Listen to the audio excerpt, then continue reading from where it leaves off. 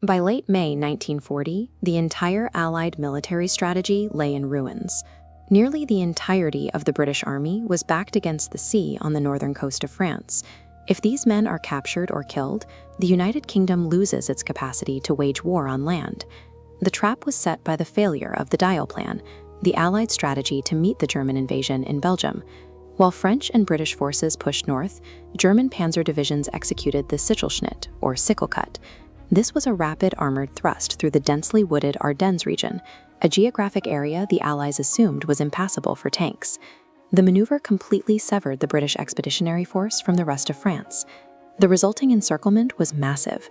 400,000 British, French, and Belgian troops were pinned against the Channel, compressed into a shrinking pocket around the port town of Dunkirk.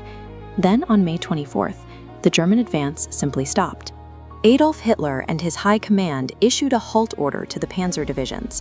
Historians still debate the exact reasoning, but the armored units paused just miles from the coast to conserve their tanks, leaving the final destruction of the Allied pocket to the Luftwaffe, the German Air Force. That pause left the Allies staring at an impossible evacuation route. Dunkirk's main port facilities were heavily damaged by bombing. What remained was Europe's longest stretch of sand, a flat, shelving beach running almost 20 miles to the mouth of the Yser River, offering absolutely no cover from the air. The total collapse of the Allied defensive line, combined with that brief, unexpected German hesitation, created a tiny window of time. It was just enough to attempt an extraction, codenamed Operation Dynamo. Pulling thousands of men off a beach requires time, and time requires a defensive perimeter. While the main force crowded onto the sand, a rear guard had to stay behind and bleed for every hour the evacuation took. Much of that time was purchased by the French First Army. At the Siege of Lille, just inland from Dunkirk, roughly 35,000 French soldiers held off 7 German divisions, including 3 armored divisions, for 4 crucial days. To retreat fast enough to actually reach the Dunkirk perimeter, the British Expeditionary Force, or BEF, had to shed its weight. They systematically abandoned the tools of modern warfare, destroying transport networks and clogging roads with ruined vehicles so the enemy couldn't use them. This chart visualizes the scale of that material devastation.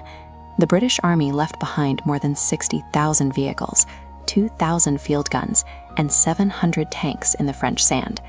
Without their heavy equipment, the men were reduced to waiting in dense, orderly lines on the open beach. They stood in shoulder-deep water for hours, fully exposed to artillery fire and strafing runs from German aircraft. The British military was trading its mechanical and material strength entirely for the physical survival of its soldiers. Getting the men to the water was only the first logistical hurdle. The beaches of Dunkirk slope incredibly gradually. The water was too shallow for large Royal Navy ships to get anywhere near the shore. This map details the solution. Captain Tennant directed troops toward the East Mole, a concrete breakwater stretching nearly a mile into the deep channel. It wasn't built to dock ships, but naval destroyers could carefully moor against it, allowing thousands to board directly. For the men stuck on the beaches, away from the mole, the British Admiralty called in civilian help. Over 700 privately owned ferries, fishing trawlers, and pleasure yachts, now known as the Little Ships, crossed the channel to ferry soldiers from the shallow surf out to the larger naval vessels waiting offshore. This chart corrects a popular myth. While civilian boats were vital for men trapped on the beaches, the vast majority of troops, nearly 200,000, were actually evacuated by just 39 Royal Navy destroyers, operating right off the East Mole. But boarding a destroyer did not guarantee safety. The English Channel was heavily mined, and German U-boats and dive bombers relentlessly targeted the loaded ships. The legendary narrative of civilian boats saving the army obscures a more complex naval reality. The operation heavily relied on the military precision of the Royal Navy and the fragile concrete spine of the East Mole. Down on the beaches, soldiers bitterly complained about the lack of air support, coining the angry phrase, "Where is the RAF?" They felt completely abandoned as bombs fell on the sand. This airspace map shows what the troops couldn't see. The Royal Air Force was operating thousands of feet above the cloud layer, engaging Luftwaffe bombers miles inland to intercept them before they ever reached the evacuation zone. Flying heavily contested patrols, The RAF destroyed scores of German aircraft throughout the operation, preventing the complete air supremacy Hitler had counted on. Because of that invisible high-altitude umbrella, the tightly packed ships loading men at the mole weren't entirely wiped out in the harbor. By the early hours of June 4th, the operation reached its limit. The remaining French rearguard of 40,000 men was forced to surrender, and the final British ships pulled away from the smoke-covered coast. This data summary outlines the massive logistical cost.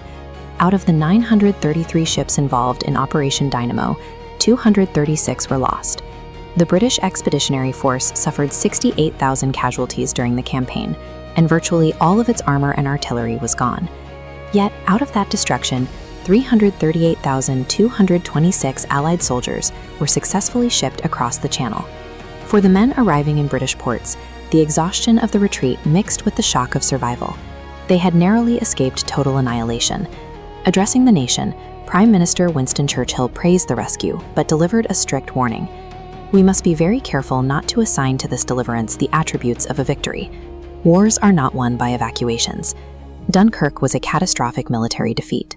But through a combination of geographical luck, civilian courage, and rigorous naval and aerial logistics, the Allies preserved the human core of their military, saving the men who would live to fight another day.